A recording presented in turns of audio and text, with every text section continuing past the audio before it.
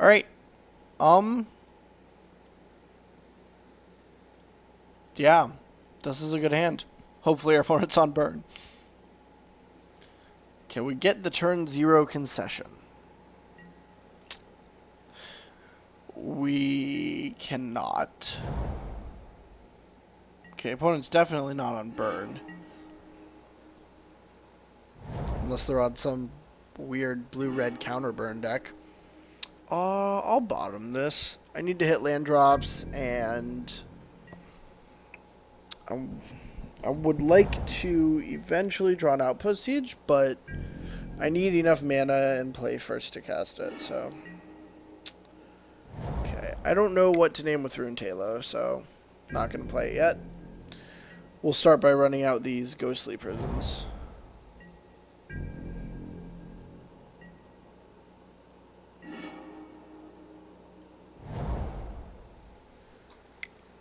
Opponent can counter them.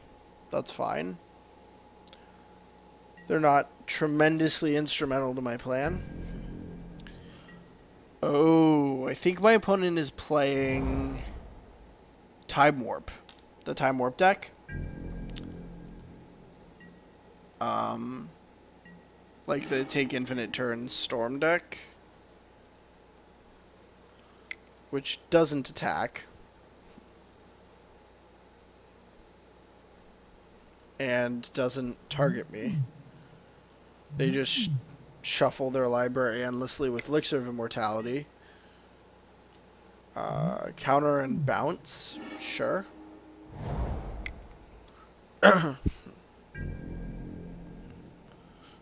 Opponent has demonstrated that Ghostly Prison is relevant. Delver of Secrets. It's a very late Delver of Secrets. Do they keep a hand without threats? That's interesting. Let's go with Rune Talo. See what's up.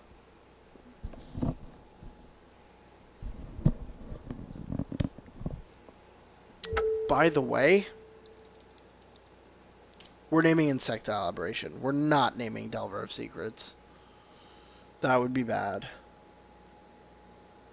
Might as well fire off this Ghostly Prison. If I draw something big, I want to beat the counter with this. I'm a little limited on mana, so... Okay, Cryptic, counter draw.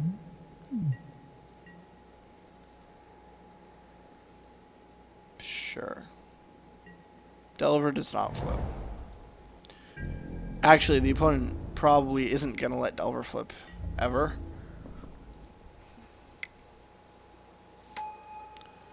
Ninja of the Deep Hours. That's getting haloed as well. We're playing against Ninja Bear Delver, which is a Travis Wu deck. If you don't know, that's the Ninja. You saw the Delver. The bear is Phantasmal Bear.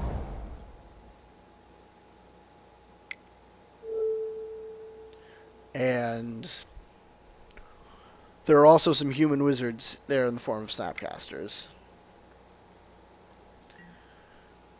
Disrupting Shoal for hardcast. Disrupting Shoal's fine. I have another Halo, naming Ninja of the Deep Hours, so my opponent can't draw cards. There we go. And we'll ship the turn. Hopefully we draw something relevant soon. Not necessarily relevant, but hopefully we draw something something that'll let us pull ahead. We've mostly been trading 1-for-1 or 2-for-1 with our opponent's cards. Of course, the Halos blank all of our opponent's cards from now on. Like this, the Runed Halo blanks all of our opponent's ninjas. This Runed Halo prevents all of our opponent's Delvers from flipping. Hey, but hey look, we drew a win condition. Hopefully it doesn't get countered. Yes! Oh, that's excellent. So we get to start just churning out 1/1s. Which means this Delver is damned if it does and damned if it doesn't. If it flips, then it can't deal us damage. If it doesn't flip, then it'll get blocked endlessly by soldier tokens. So...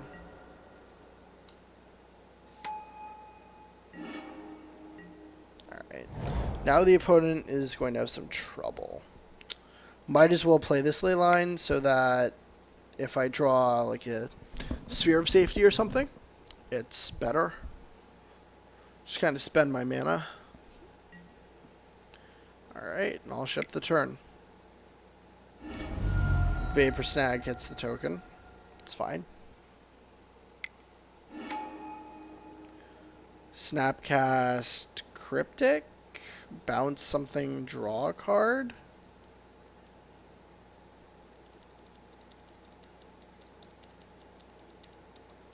That's an odd time to do it, but okay.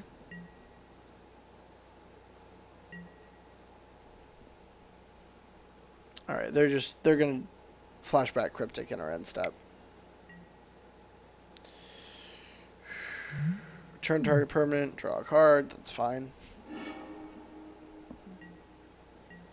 I'm taking 3 this turn. Opponent has 2 Cryptics left. They can counter pretty much anything with Disrupting Shoal if they try hard enough.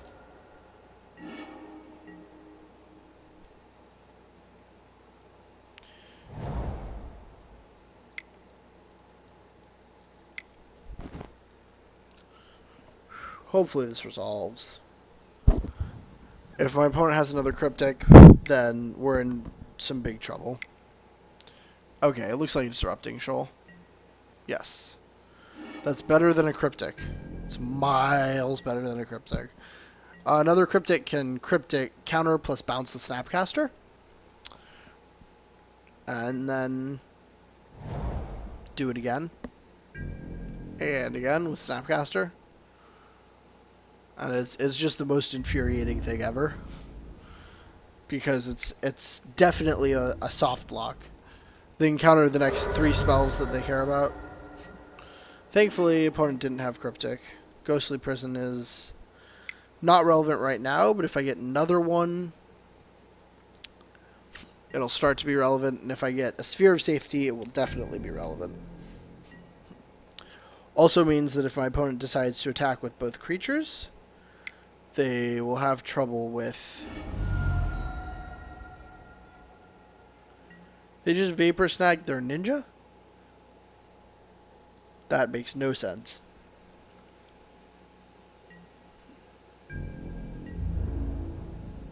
Oh, to have something to pitch to counter...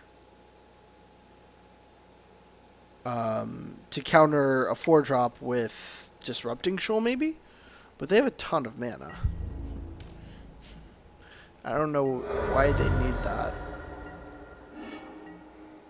Alright, well, Idyllic Tutor is good. I'll go try to find a sphere. Oh, Snapcaster Cryptic. So if they know to bounce a Snapcaster, then I'm gonna concede on the spot. If they just flashback counter draw, then I can play another turn. Counter target spell, draw a card. Okay, so they totally missed the counter bounce application. Or they have the last Cryptic in... Or they have another Cryptic in hand. I don't know. Oh, they don't have a Cryptic in the graveyard after flashing that one back, so counter bounce doesn't work. But you would probably still want to bounce it so that you can Snapcast Disrupting Shoal.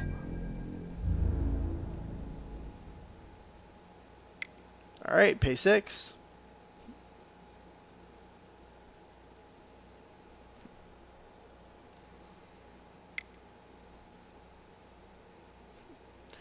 If you don't have a Cryptic in your hand, and I draw a Sphere of Safety, I'm probably okay. Yeah, I am okay. Okay. So I need to draw Sphere of Safety. Ghostly Prison does not get it done because the opponent has too much mana. Okay. So now We bring in Nodes, Clasm, and Timelies. Don't think we bring in Day of Judgment. We can take out Blood Moons because they're absolutely useless. We can take out Ley Lines because they're absolutely useless. Everything else has marginal utility. Suppression Field being the worst. It's possible that I wanted another Wrath, or that I wanted the 2 Day of Judgments instead of 2 Suppression Fields, but Day is very expensive, so I'm not sure.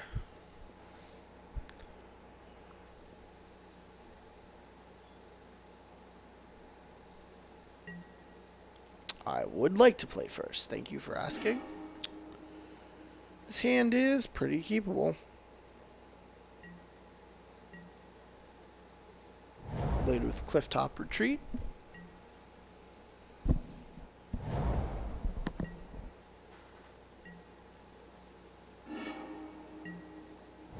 Attempt a Suppression Field. Which, it just interacts with Mutavault and Ninja. So, yeah, I definitely should have.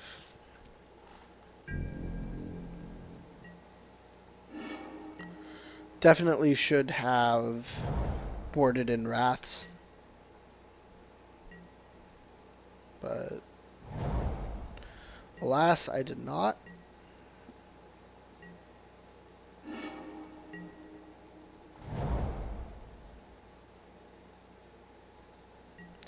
Opponent's playing this really slowly.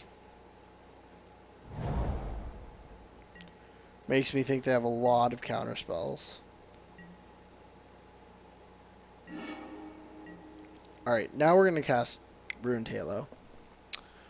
And we'll name Ninja of the Deep Hours because it's tied for the most damage. And if it can't damage us, then our opponent can't draw cards. So it's their best standalone threat. Serum Visions is fine. Bum bum bum bum bum. Bum bum bum.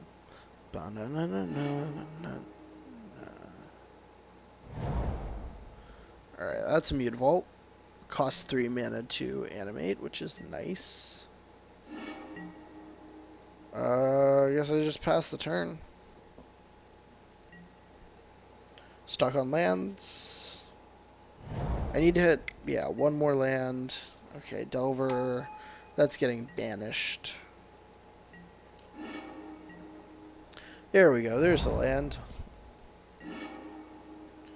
Prison is fine, but I have enough of the type of effect to where I'm fine bottoming it. And I'll just cast...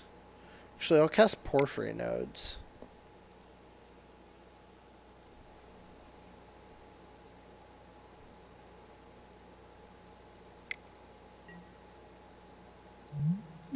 Okay, opponent Cryptics it, and then I get to Banishing Light, which is much cleaner.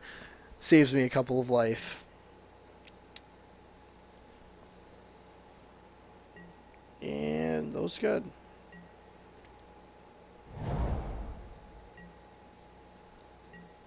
They're not even going to activate the Mutavault and attack. Interesting. Guess I'll run a Sphere of Safety out there to be countered.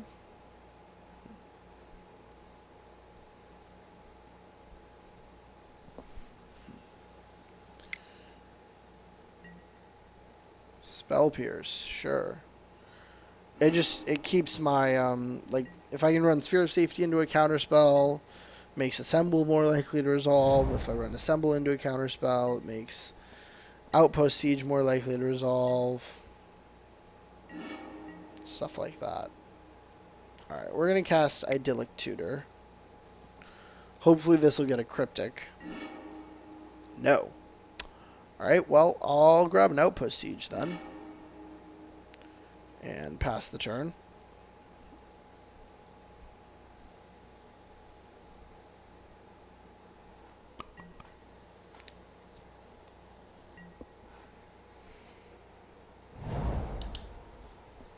Siege is excellent. Opponent is still putting absolutely no pressure on me.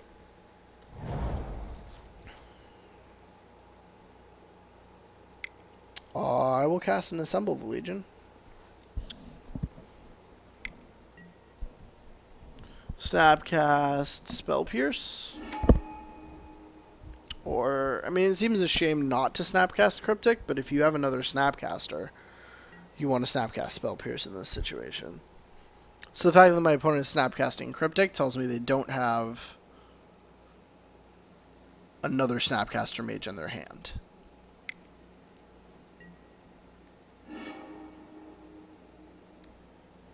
Alright, that's fine.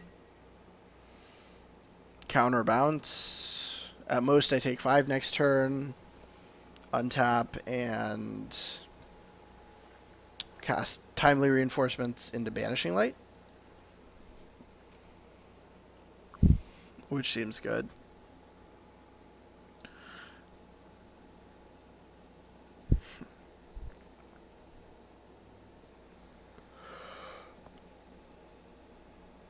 Ha! Just waiting for my opponent to pass priority.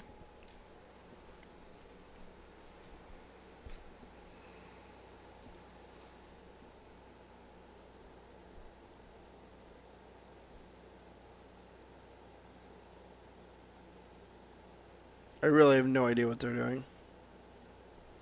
What they're thinking about. Maybe they have a bounce spell or something? Like, they could have Echoing Truth and a Ninja of the Deep Powers in hand?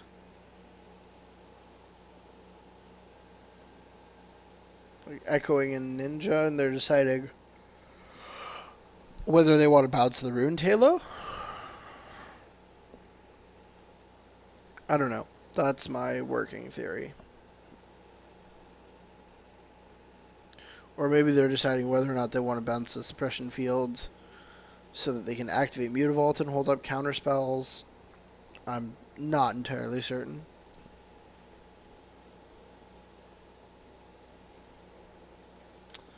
But I guess we will see.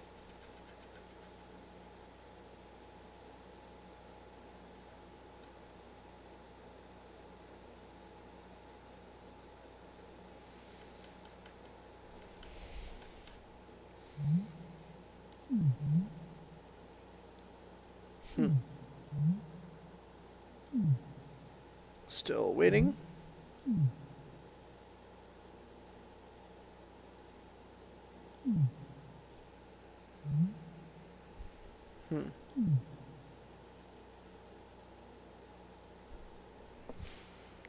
Bum bum bum bum bum bum bum bum bum bum bum bum bum.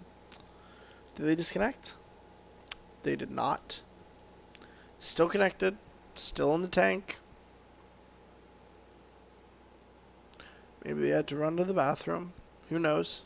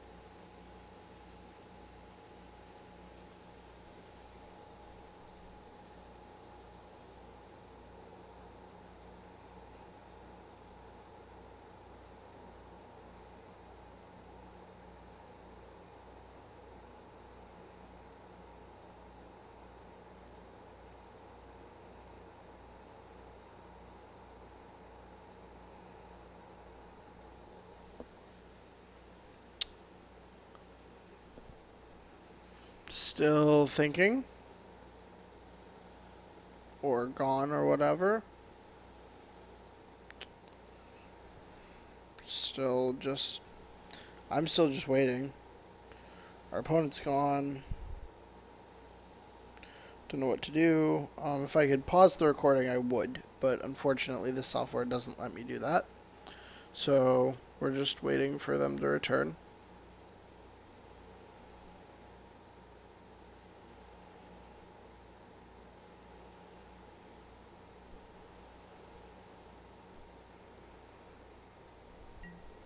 Ah. Okay, they're finally back. That was strange. And opponent has another cryptic command, so yeah. Guess we're getting one timely reinforcements countered and then resolving another one. Time warp. What? Why you're playing time warp in... Don't think that's worth it. When has that ever been worth it against any other deck in any other situation? I don't... And they're snapcasting it. Lovely. So that's not good for us. It's a very strange card. It's working in this specific situation. Don't think it's working... Don't think it would work very well in other situations because it costs 5 freaking mana. And we're just dead. Opponent can activate Mutavault, kill us. So...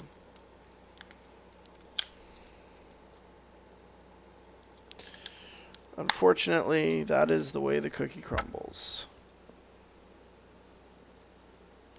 Alright, well, check below for my conclusion.